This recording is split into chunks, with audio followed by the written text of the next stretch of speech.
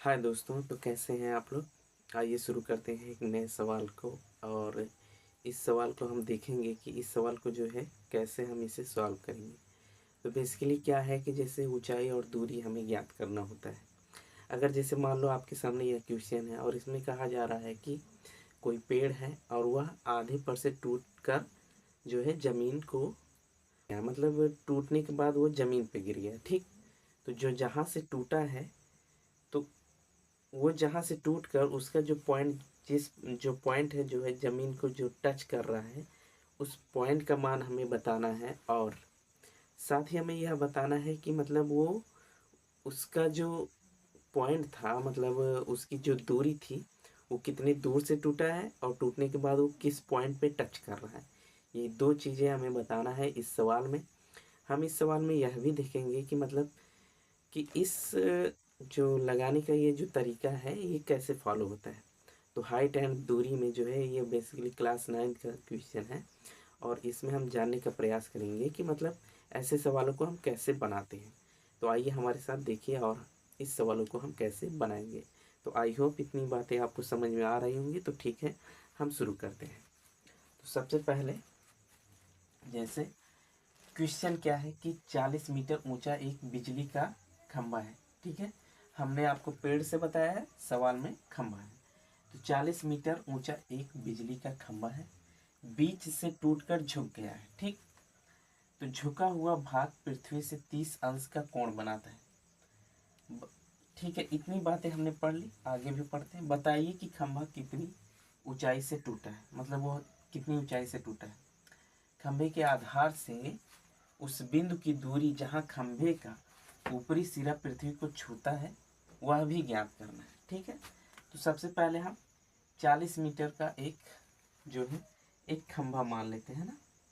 जैसे मान लीजिए 40 मीटर का एक खंभा है। ठीक, अब इसका कुछ आधार भी होगा, या आधार और सिंपल में रखते हैं छोटा, ये आधार है। ठीक, अब ये खंभा जो है मान लो यहाँ से टूट कर जो है जमीन पर गिर जाता है। ठीक है, तो इस तरह से वो टूट कर जो है जमीन पे गिर जाता है। ठीक, और ये आधार जो है कुछ इस तरह से बनेगा। इतनी बातें क्लियर है। अब इसमें कहा रहा है कि पृथ्वी से 30 अंश का कोण बनाता है। ये टूटने के बाद कितने अंश का कोण बनाता है, तो 30 अंश का कोण बनाता है। ठीक, अब इसका कुछ नाम भी दे देते हैं। ए, ये बी, ठीक, ए बी, और ये सी, और ये डी। ठीक है, इतनी बातें क्लियर है। अब इस खंभे की जो लंबाई है वो कितना है, 40 मीटर। ठीक है, इस खंभे की लंबाई 40 मीटर है। और यहाँ से जहाँ से टूटा है, यहाँ से इसकी दूरी जो है हमें नहीं पता।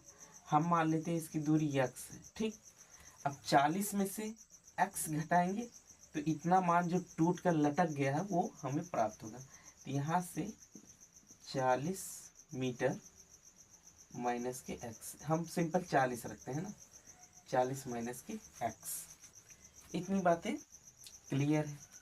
अब जरा यहाँ से आप देखेंगे, तो यहाँ से जब आप देखेंगे कि जो ये टूटा हुआ भाग है, इसका मान और इसका मान क्या निकलता है। ठीक है, हमें ये जानने की ज़रूरत है कि जो ये टूटा हुआ भाग है, जो जैसे 40 मीटर की लंबाई थी, अब उसमें से हमने x निकाला, तो ये जो टूटा हुआ भाग है, ये टूटने के बाद इसकी लंबाई तो इतना आ गया।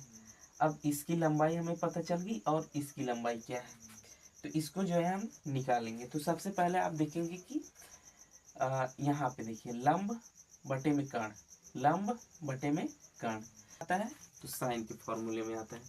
तो साइन 30 अंश हम लेंगे और इसके बराबर लंब क्या है, x है, और कर्ण क्या है, 40 माइनस की x है। साइन 30 का मान कितना होता है, 1/2 होता है। कितना होता है, 1/2 होता है। तो हमने कहा 1/2 बराबर में x/40 माइनस के x, यहाँ से इसको हमने इस तरफ ले गए तो ये इस तरफ जाएगा, तो 40 माइनस एक्स बराबर में ये इधर गया तो 2x। ठीक, x को इस तरफ लेके आएंगे तो 40 बराबर में 2x प्लस के x, ये हो जाएगा 3x।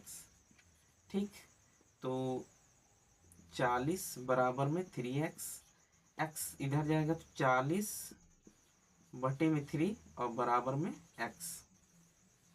अब देखिए सीधी सी बात, तो x का मान कितना आया, x का मान आया है 40 बटे में 3। इसको मान लेते हैं समीकरण नंबर 1। हम करने वाले हैं बेसिकली, जैसे ये तो पॉइंट हमें पता चल गया ना। अब देखिए ये जो पॉइंट है, यहाँ से इस पॉइंट का मान हमें निकालना है, सीधी सी बात है ना। तो इसका मान कितना आया है, इसका मान आया है 40 बटे में 3। ठीक, तो 40 माइनस के 40 बटे में 3 तो कितना आएगा। अगर इस क्या कह रहा है, खंभे के आधार से उस बिंदु की दूरी ज्ञात कीजिए, खंभे का ऊपरी सिरा पृथ्वी को छूता है। तो मतलब हमें बेसिकली अब क्या निकालना है, आधार निकालना है। तो आधार निकालने के लिए हमें जो है इसकी दूरी बताना है ना। तो आधार लंब बटे आधार, लंब बटे आधार, तो tan थीटा बराबर लंब क्या है, AC है, बटे में आधार क्या है, AD है। ठीक है, तो थीटा का मान tan 30 डिग्री बराबर में AC का मान क्या है, x, और AD का मान नहीं पता, रख दो यहाँ पे। tan 30 का मान क्या होता है, 1/√3 बराबर में x का मान क्या है, 40 बटे 3 डिवाइड बाई AD। AD चला जाएगा इस तरफ, तो क्या हो जाएगा, AD बराबर में, ठीक है, ये इस तरफ आएगा तो ये इस तरफ जाएगा, तो 40 बटे 3 मल्टीप्लाई √3। ठीक, तो यहाँ से जब हम मल्टीप्लाई करेंगे तो AD का मान क्या निकलेगा, AD का मान निकलेगा, ये देखिए रूट में है तो ये भी रूट में हो जाएगा, तो 40 गुणे √3 और बटे में लिख सकते हैं √3 गुणे √3, ये इससे कैंसिल हो गया। तो AD का मान आएगा 40 बटे √3।